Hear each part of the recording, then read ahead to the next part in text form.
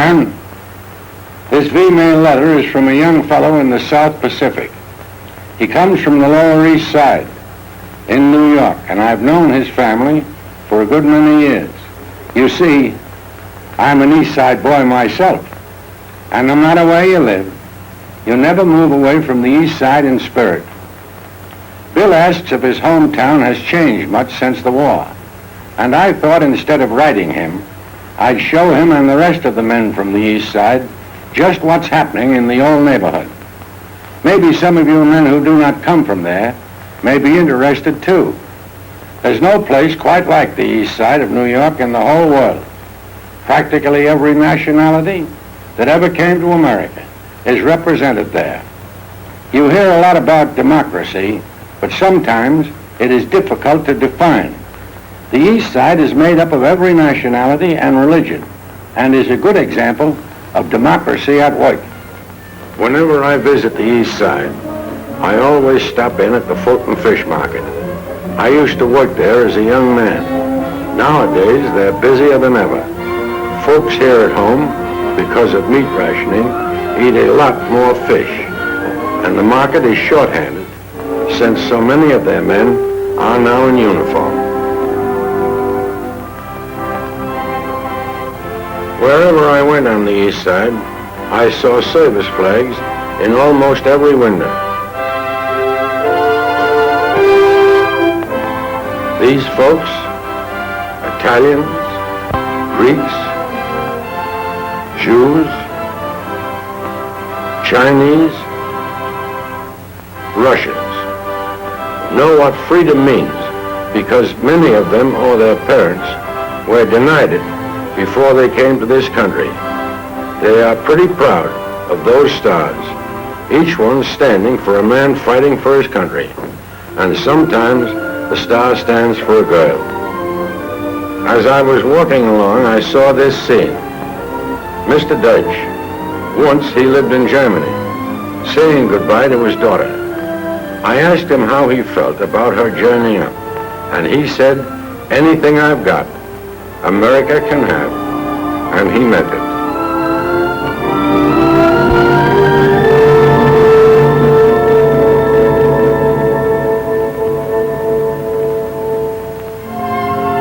Down there, I found everybody contributing to the war, in whatever way they can, even the kids.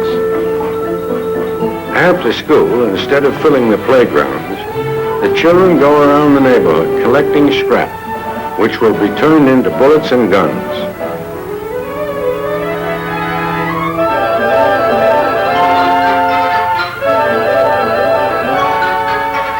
Most of the folks on the East Side haven't much to give, but whatever they have, they give gladly.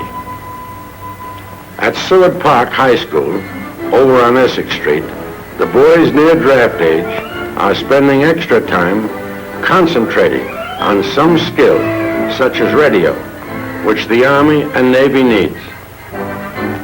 Seniors practice on an obstacle course, preparing for the day when they'll put on olive drab or navy blue.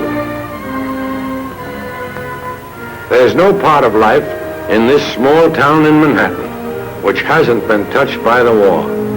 Every day on Grand Street, you can see the girls pricing wedding dresses, dreaming of the time when you fellows will be coming home to them. At settlement houses like the Educational Alliance, the older people give too. Here every day, mothers and grandmothers, and one grandfather make hospital gowns and kits.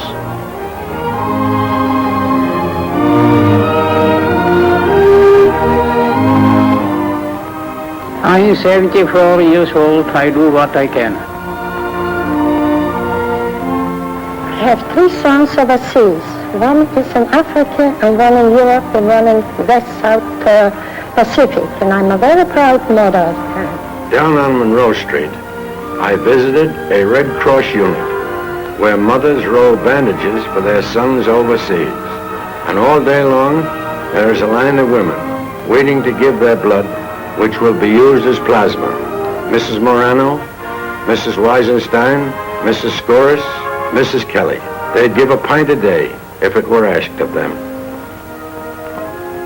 In every house of worship on the east side, prayers are said daily by these Protestants, Jews, and Catholics for their sons and husbands who are fighting to preserve the freedom, peace, opportunity, and happiness they found in America. Ave Maria, gratia plena, Dominus tecum, benedicta tu mulieribus,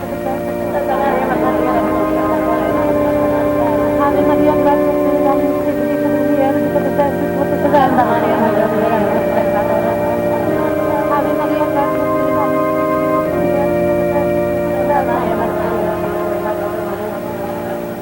Ave Maria, gratia plena, Dominus tecum, benedicta tu mulieribus, et benedictus fructus ventris tui,